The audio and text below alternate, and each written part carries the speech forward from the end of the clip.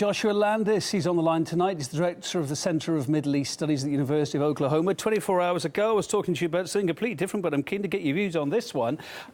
Is this a surprise, really? Trump's only doing what he said he would do in his election campaign, really scale things down there.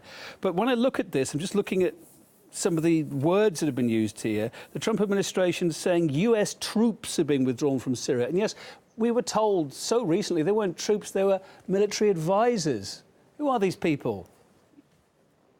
Well, there are over 2,000 special forces, and there may be quite a bit more than that. But there are lots of advisors. There are State Department people. There are engineers and so forth who are trying to get water running again and all the things that you underlined in your opening package.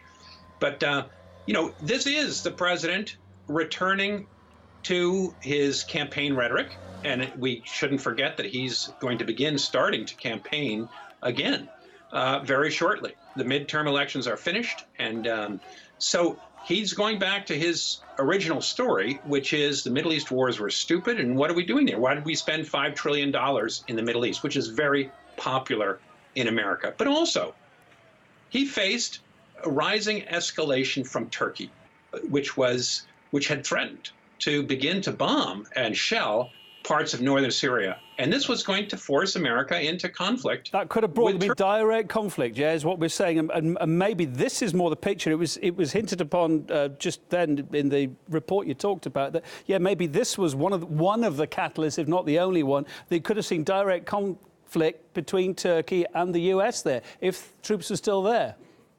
Absolutely. And, President Obama, 2015, made the same call. He said, when Russia jumped into Syria, he said, we're not going to go to war with Russia for Syria. And this, in many ways, is Trump saying we're not going to go to war with Turkey for Syria. Syria just is not that important to the United States. Now, there are lots of commentators that are lit, social media has lit up, Washington is lit up with people saying, but you're handing the Russians a victory. This is good for Iran. And they want America to double down. But America's position in Syria is extraordinarily weak. But big fight, I suppose, behind closed doors between the Pentagon and the White House tonight, what Trump wants and what some of the defence chiefs want and what they'd like to see happen in Syria in the future. Yeah or no? Well, we don't know. There are people who are saying that the military wants to stay in, but I suspect that there are plenty of military people that want to get out. They're tired of these Middle East wars. It's cost them tremendously.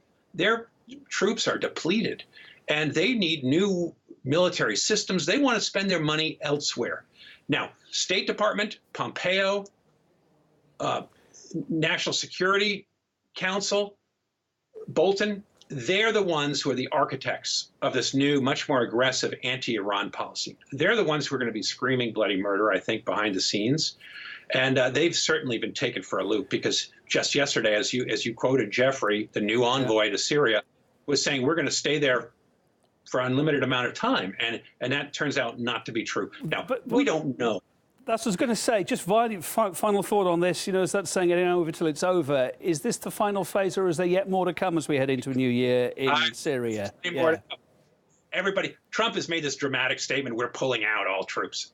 And that's made for two reasons. One is he likes headlines, and he wants to let his base know that he's getting us out of the Middle East. But he also wants to let Erdogan know. And Erdogan's running for elections too. There are elections coming up in Turkey. This is a big win for Erdogan, and he's letting Turkey know we're on your side, and that is not stupid. People who the Americans that want to fight Iran, they can't put sanctions on Iran and hurt Iran without Turkey's support.